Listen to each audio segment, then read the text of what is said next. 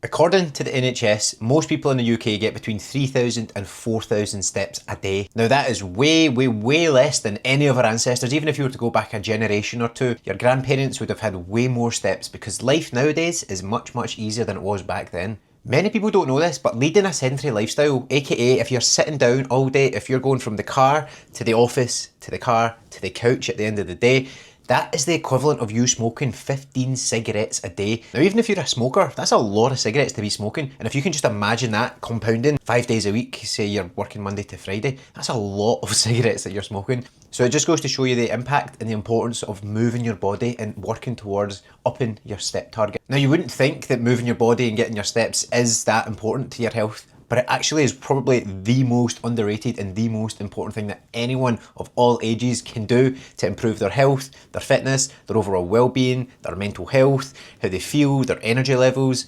absolutely everything. So today I want to talk about why steps are important and also give you some simple methods that you can implement into your life today so it doesn't feel like an absolute chore to up your step count and so you don't have to spend 7 hours a day on the treadmill. So I want to draw your attention to this graph here. Now this graph here paints 1,000 words and you might be looking at that going, cool, bunch of letters, don't know what it means. So let me just break it down for you. The biggest section on this graph is your BMR, which is your basal metabolic rate. Essentially, if you're in a coma, your body still needs energy to survive. Even though you're not up and moving around, your body still has functions going on inside the body. Your brain's still operating, your organs are still going, your heart's still pumping, you're still alive, you know, so that demands a huge amount of energy. The next level up above that is your NEAT, which is your non-exercise activity thermogenesis. Now that's a fancy way of saying movement away from dedicated exercise. Now if you look at that graph, you'll see that that's the second biggest component of where our energy goes, where our calories are burnt in a day, and that's within our control, which is why we're going to be talking about this today. Above that is something else that's outside of our control. It's the thermic effect of food, which is a fancy way of saying the amount of energy, the amount of calories it takes to digest the food that you're actually eating. And then the tiny wee 5% at the top, that's your exercise activity. A lot of people would think, oh, I just need to exercise more. But if you were to look at this graph, exercise is only 5% of your total movement. And if you think about it, it makes sense because you're only in the gym for maybe half an hour to an hour of a 24-hour period. What you do outside of the gym is just as impactful as that 5%. I'm not saying that 5% isn't important, still exercise, still go to the gym, but this non-exercise activity section is what we're going to be focusing on. Before we do though, you might be sitting there going, man, I don't have the time to get to 10,000 steps. I know everyone and their granny keeps talking about it, but the 10,000 steps is an old myth. Yes, it's great to get up to 10,000 steps, but we don't actually need to get there. I think a lot of people overestimate that and they put the 10,000 steps on a pedestal, and it's almost unrealistic for a lot of people, especially if you've got a family, if you're working full time, if you have to commute to work. You know, sometimes it's very difficult to find the time to actually get that amount of steps in. All we're going to talk about today is increasing it ever so slightly. If you can go from 3,000 to 4,000 or 4,000 to 5,000 or 6,000, it's going to have so much more benefits to you. Normally with my clients, I like to start people off aiming for between 6,000, 7,000 and 8,000, and then any more than that's awesome.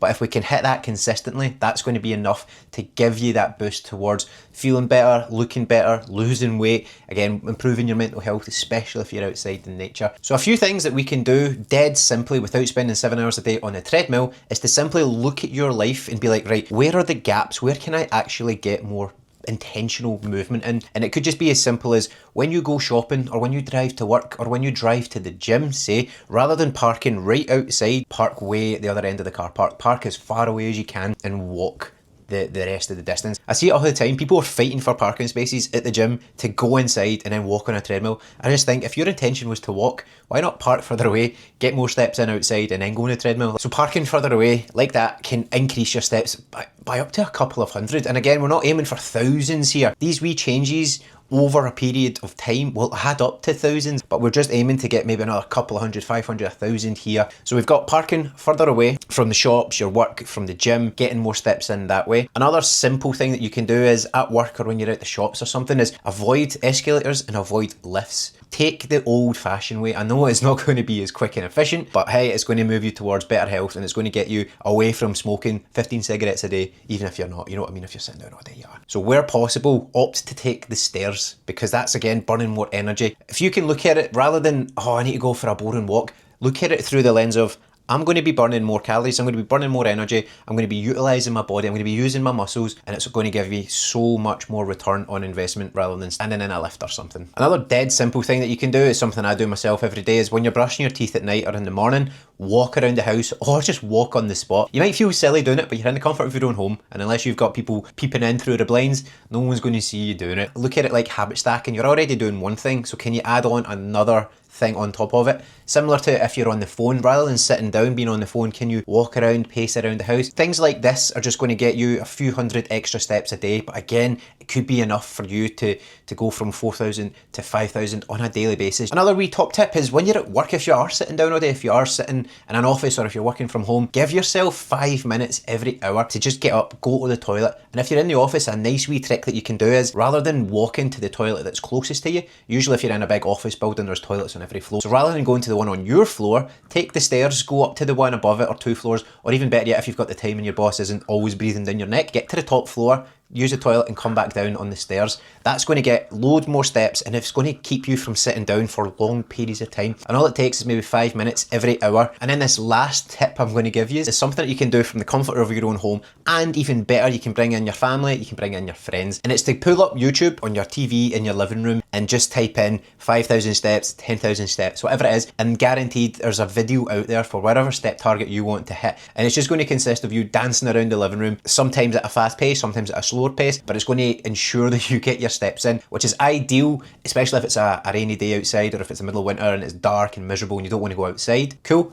Then that's an option for you. And again, you can bring your family and friends into it and have a laugh, and it just gets everyone off their phones and exercising. So we've gone through why moving more and getting steps in is important, because it's up to 20% of your daily energy that's getting expended. We know now how to improve your step targets without spending 6 hours or 7 hours on the treadmill. And now it's just up to you to take what you've learned and actually implement it into your life. It's all good sitting there going, oh yeah, that was quite smart, I quite like that, I could do that, and then not taking any action on it, because ultimately information is great, but what we need is more implementation. So hopefully you can apply at least one of these tips into your life, and even if you just get another 500 steps in a day, and then over time that builds to 1,000, 2,000, you're going to be coming away from the average of the UK, and you're going to be doing your health, your weight, your mental health and your mindset the world of good. So if you found that useful and you're on this weight loss journey and you're always trying to become a wee bit better every single day and week, then YouTube's going to suggest a wee video which will also help you on that journey right here.